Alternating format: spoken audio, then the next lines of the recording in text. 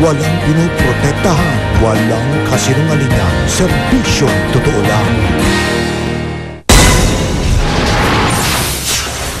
Sa aming mga ulat ngayong gabi, Your government has launched an independent and transparent investigation. usisain ang Manila hostage-taking report ng palasyo. He also wants to show that if you are nice to me, I'll be nice to you. Hindi totoo yun. Busisiin ang planong K+12 ng Department of Education. We are misleading the public. We are deceiving the people that after K-12, yung mga graduates natin pwede na magtrabaho. At kilalanin ang bagong gobernador ng Maguindanao, si Governor Esmael Mangudadatu. Yung galit nandyan lagi, galit ko sa mga culprits. Bakit nila ginawa yun sa akin, sa akin mga kaibigan, mahal sa buhay? Nang wala man lang kalaban-laban. Mababa raw ang kalidad ng ating edukasyon at nangungulelat pa raw tayo kung ihahambing sa ibang mga bansa. Sagot nga ba ang planong K+12 para iangat ang antas ng edukasyon?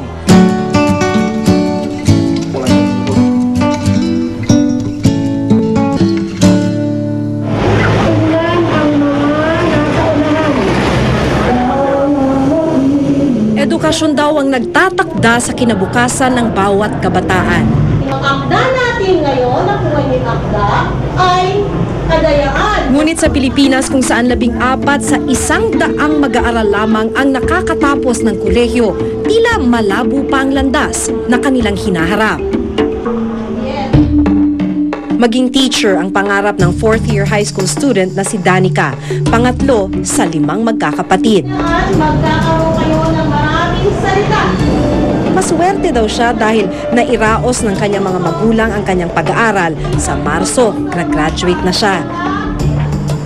Pero sang-ayon daw siya sa nabalitaan niyang may planong magdagdag ng 2 taon pa sa high school. Okay lang po sa akin kasi kahit 2 taon kasi malaki naman ang matututunan mo sa paggugol mo ng mga taon. Sa ilalim ng Education Act of 1982, 10 taon lamang ang basic education cycle sa Pilipinas na nagsisimula mula elementarya hanggang high school. Magbabago ito kung matutuloy ang K-12 o Kindergarten plus 12 years na proposal ng Department of Education. Sa kanilang K642 model, magsisimula sa kindergarten ang pag-aaral ng isang bata, 6 na taon sa elementarya at 6 na taon na rin sa high school. Sa huling 2 taon, magdadagdag daw ng mga specialized subjects tulad ng science and technology, agriculture at business. Hindi po ba na ang problema naman ay hindi yung haba ng pagtuturo, kundi yung mismong kalidad ng pagtuturo na ibinibigay sa, especially in public schools. Ang nakikita lang ngayon kasi yung additional 2 years. Pero talagang kadugsong nito yung pagpapanibago ng buong curriculum at pagkatapos ito yung pag-review ng college curriculum. And then I think people will understand better what we're trying to do. Graduating naman sa elementary si Dayan, nakababatang kapatid ni Danica. Kabilang si Dayan sa mga kukuha ng National Achievement Test o NAT. Sinusukat nito ang academic performance ng mga estudyante sa public schools. Mababa daw ang passing rate ng mga kumukuha ng NAT ayon sa DepEd.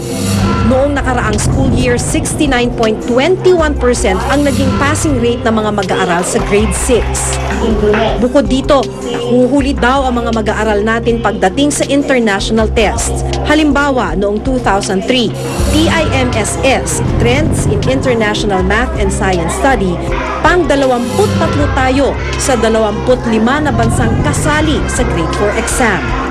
Sa high school, nahuhuli din ang Pilipinas. Maging noong 2008, sa advanced math category at kahit science high schools lang ang nag-exam, panghuli pa rin tayo sa ranking.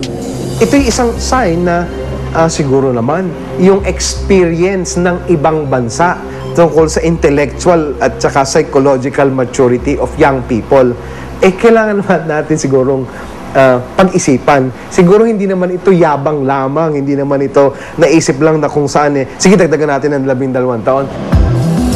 Bahagi Bahagi din daw ng layunin ng K-12 ang pagsabay natin sa international standard. Sa Asia, Pilipinas na lamang daw ang gumagamit ng 10-year education program.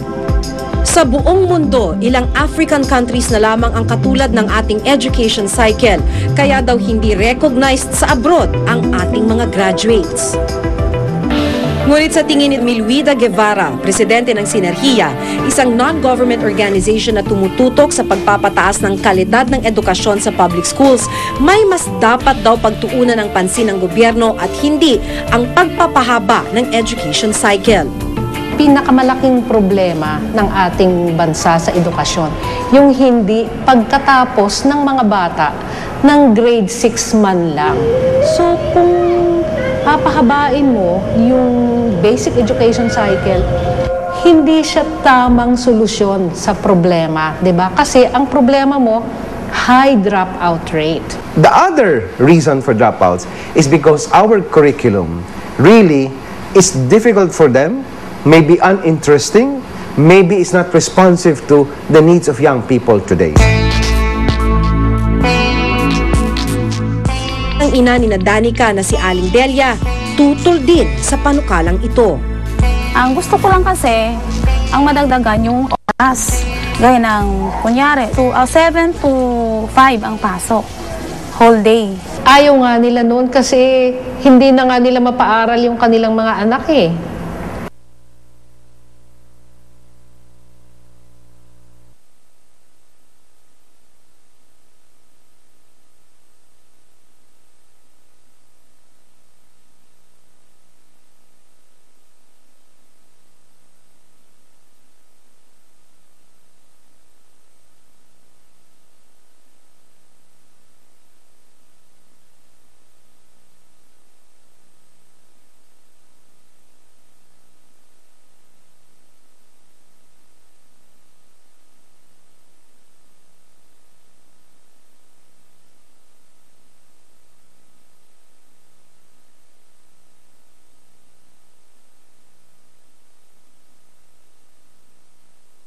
Our basic education did not give them the mastery of the English language or maybe of the Filipino language.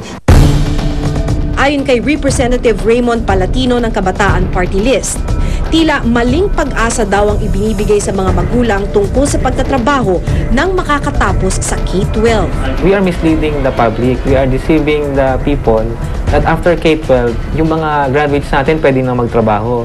Nakalimutan na ba natin na sa kasalukuyang sistema, kahit yung mga college graduates natin, hindi nakakakuha ng trabaho? 7 taon pa mula ngayon bago ipatupad ang K-12 pero malaking pondo ang kinakailangan, kaya kailangang maamyendahan ang batas tungkol dito. Aabot daw sa 60 billion pesos ang pondong kailangan para sa karagdagang classrooms at teachers. Ngayon, meron tayong budget deficit. Saan kukuha ng pondo ang pamahalaan?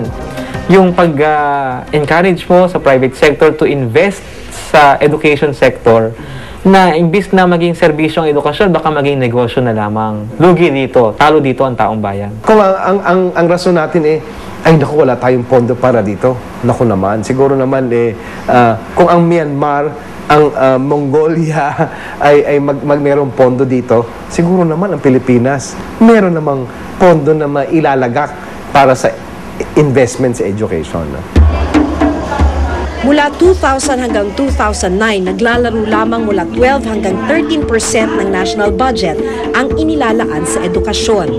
Yung maliit mong budget, may spread thinly pa. So, imbis na matutukan mo yung kwalidad, pagbibigay ng maraming training sa mga guro at saka instructional materials, hindi mo magagawa yon. Ayon sa datos, nangangailangan ng mahigit 20,000 classrooms at 10,000 teachers upang matugunan ang matagal ng problema sa edukasyon. Kailangan natin magtayo ng classroom para sa additional 2 years. Learning resources.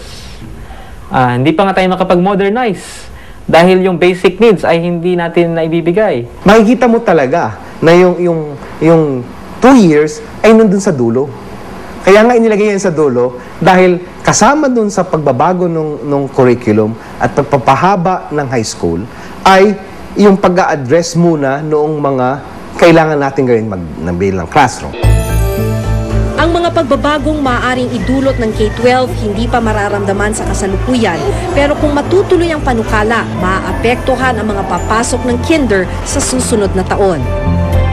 Kaya ang bunsong kapatid ni Danica na si Jake, 5 taong gulang, bagong kinder at grade school curriculum na ang dadatnan. Guide when resting and when good when running. Ito naman. Totoong mahabang debate ang usapin ng K-12. Pero sana'y hindi na mabilang si Jake at ang bagong henerasyon ng mga kabataan sa hihinto at tuluyang hindi makakatapos ng pag-aaral dahil sa matagal ng problema at kahirapan. W, X, Y, and Z. Yay! Ako si Maki Pulido at ito ang nakatala sa aking Reporter's Notebook.